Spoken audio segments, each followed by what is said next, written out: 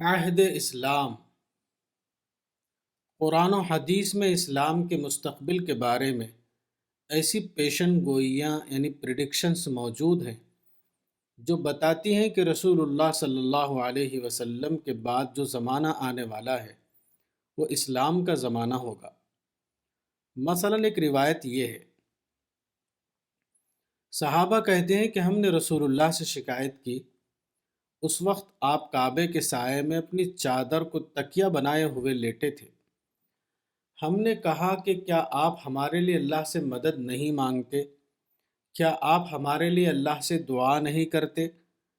آپ نے فرمایا، تم سے پہلے جو لوگ تھے ان کا یہ حال تھا کہ آدمی کو پکڑا جاتا، اس کے لیے زمین میں گڑھا کھودا جاتا، پھر اس کو اس میں ڈال دیا جاتا، پھر آرا لایا جاتا تھا اور اس کے سر پر چلایا جاتا تھا اور اس کو دو ٹکڑے کر دیا جاتا تھا۔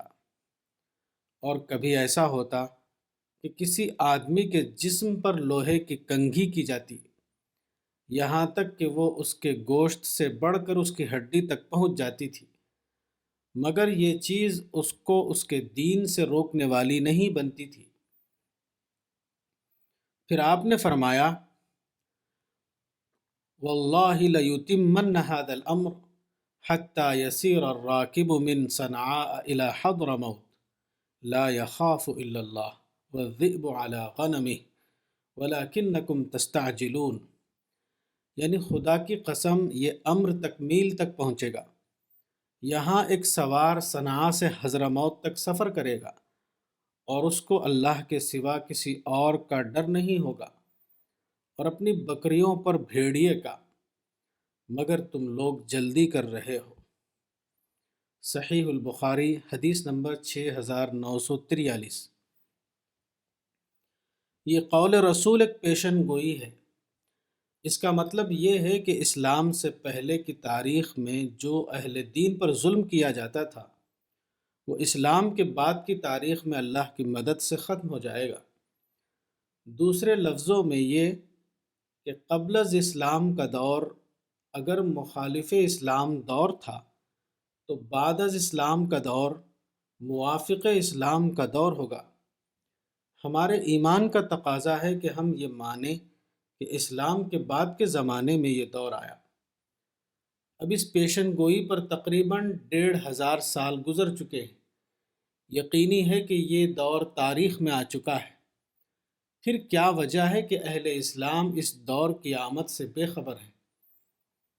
اس عظیم بے خبری کا سبب کیا ہے؟ اس کا سبب حدیث کے مطابق یہ ہے کہ بعد کے زمانے کے اکثر لوگوں سے ان کی عقلیں چھن جائیں گی۔ سنن ابن ماجہ حدیث نمبر 3959۔ اس بنا پر وہ اس قابل نہ رہیں گے کہ وہ کسی واقعے کا صحیح تجزیہ کر کے اس کی حقیقت کو دریافت کرے۔ عقل کیا ہے؟ عقل اس صلاحیت کا نام ہے کہ آدمی غیر متعلق کو الگ کر کے متعلق کو جان سکے۔ Wisdom is the ability to discover the relevant by sorting out the irrelevant۔ ایک مثال سے اس کی وضاحت ہوتی ہے۔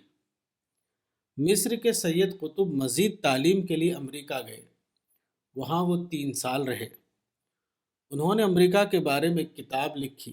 کتاب کا عربی نام یہ ہے، امریکہ التی رأیت، The America I have seen۔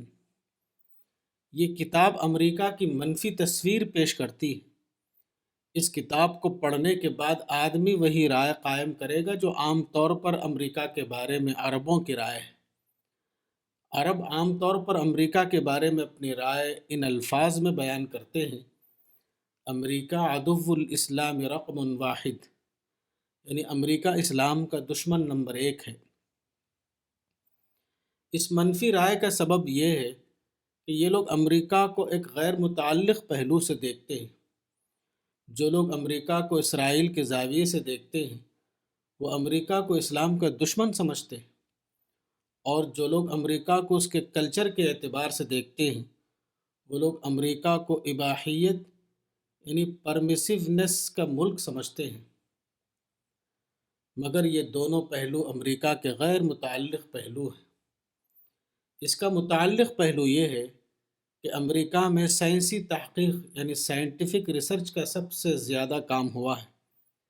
غیر متعلق پہلو سے دیکھنے میں امریکہ ایک برا ملک نظر آتا ہے، لیکن اگر متعلق پہلو سے دیکھا جائے تو امریکہ انسانیت کا محسن ملک نظر آئے گا۔